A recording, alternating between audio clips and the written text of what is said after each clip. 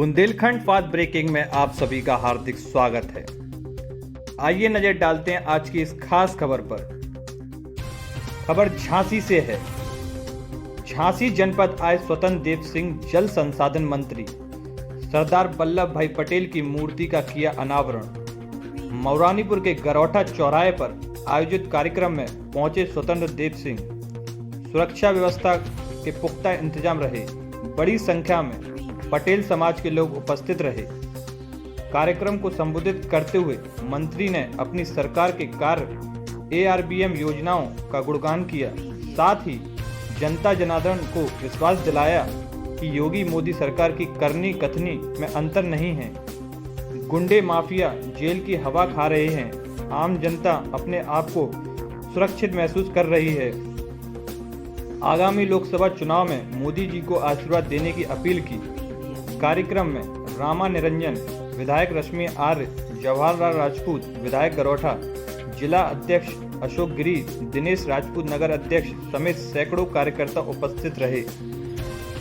झांसी से Bundelkhand fast breaking के लिए प्रदीप वर्मा के साथ ब्रजेश परिहार की रिपोर्ट। मूर्ति का अनावरण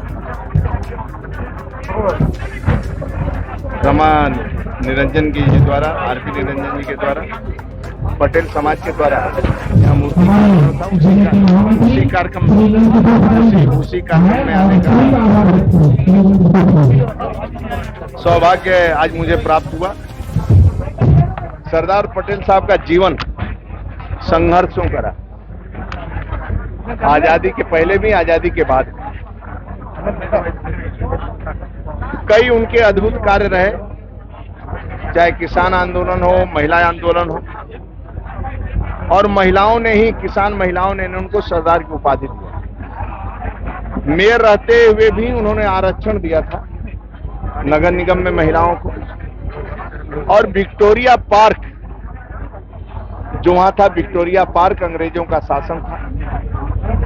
अपने मेयर रहते हुए लोकमान्य तिलक का मूर्ति का अनावरण का उद्घाटन करना, मूर्ति स्थापित करना,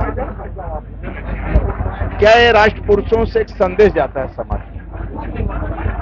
और प्रधान गृह मंत्री बनने के बाद, देश में आजादी के बाद भी उनका जीवन 3 साल का रहा। 50 में उनकी मृत्यु हो गई, 47 में आजादी मिली। और 3 साल के अंदर ही भी सुख कोई भोगा नहीं। रात दिन परिश्रम करके देश को एकता के सूत्र में पिरोने का काम किए और सभी रियासतों को एक सूत्र में बांधने का किसी ने काम किया तो आदरणीय सरदार पटेल साहब ने, जिसके कारण आज देश अखंड है, उस रास्ते पर आगे बढ़ रहे हैं। और उनके सपनों को साकार करने का काम आदरणीय मोदी जी, राज्य के अंदर आदरणीय योगी जी कर रहे हैं। सरदार पटेल की विश्व की सबसे ऊंची प्रतिमा, यानी 182 फीट ऊंची प्रतिमा किसी ने लगाया है, उसको आदरणीय मोदी जी ने गए, उनका विश्व में सम्मान प्राप्त हुआ।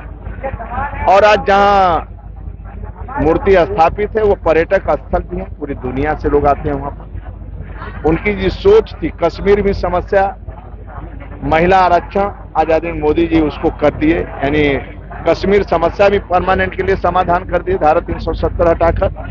और महिला आरक्षण का बिल भी, जो उनकी सोच थी, उनके रास्ते पर आगे बढ़ रहे हैं। और गांव गरीब किसान की खुशहाली ही देश की खुशहाली है। उनका सपना था कि गांव गरीब किसान खुशहाल रहे, देश खुशहाल रहे। आज उसी रास्ते पर आदरणीय मोदी जी, आदरणीय योगी जी सरकार ने बयान दिया है कि आरक्षण मांग रहे हो मेरा आरक्षण में, और उन्होंने कहा है कि ओबीसी नेताओं की चुप्पी भाजपा का दबाव। अब देखिए आदरणीय मोदी जी जो भी निर्णय लेंगे महिला के हित में लेंगे और राष्ट्र के हित में लेंगे। उनके सभी निर्णय आप देखेंगे, जितने भी निर्णय हुए हैं, एक प्रधान सेवक के रूप में राष्ट्र के और गरीब के हित में निर्णय हुआ है और देश के हित में हुआ है। किसका? भारतीय भी खुल के कह रही है कि आदरणीय मोदी जी जो भी निर्णय लेंगे देश और राष्ट्र के हित में लेंगे। देखिए जो ग्रामीण क्षेत्र में हर जल योजना लगाई गई है वो सब वहाँ पर फैल होती नजर आ रही है। सड़कें पूरी जर्जर पड़ी है, न घरों में टोटी लगाई गई है पूरी। ये चुनौतियां हमारे सामने है सड़कों का। आप विश्वास करना, बिना सड़क कंप्लीट किए हुए किसी कॉन्ट्रैक्टर, किसी कॉन्ट्रैक्टर का पेमेंट नहीं, उनको रोड बनाना पड़ेगा।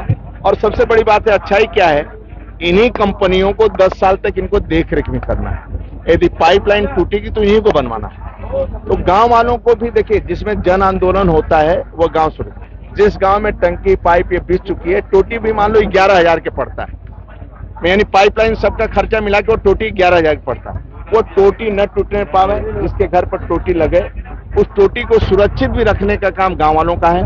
पाइपलाइन भी सुरक्षित रहे, टूटने न पावे।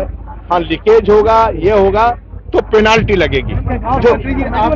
जो लोग जल समिति गांव में जल समिति रहेगी, जिसके देखरेख में पानी की सप्लाई होगा, और वहां पर कंपनी रहेगा, कंपनी के द्वारा आदमी भी वहां रहेगा और सप्लाई। मंत्री जी, पूरे काफिले को रुकना पड़ा हमने पशुओं की वजह से, आपने सड़क पर देखा ना, एक भी हमने दिखाई दिया रोड पर। मैं रोड से आया, कहीं नहीं रुका, लेकिन मैं रोड पर, हमें तो नहीं दिखा, हमें रोड पर नहीं दिखाई दिया। और आप लोगों को अपनी खेती की उपज बढ़ाना हो तो सभी किसानों को कम से कम एक जोड़ी बैल रखना चाहिए, क्योंकि बैल से जोड़ी, जो 1 बीघा 2 बीघा वाली जमीन वाले छोटे किसान हैं, उनको एक जोड़ी बैल से क्या है, गोबर मूत्र से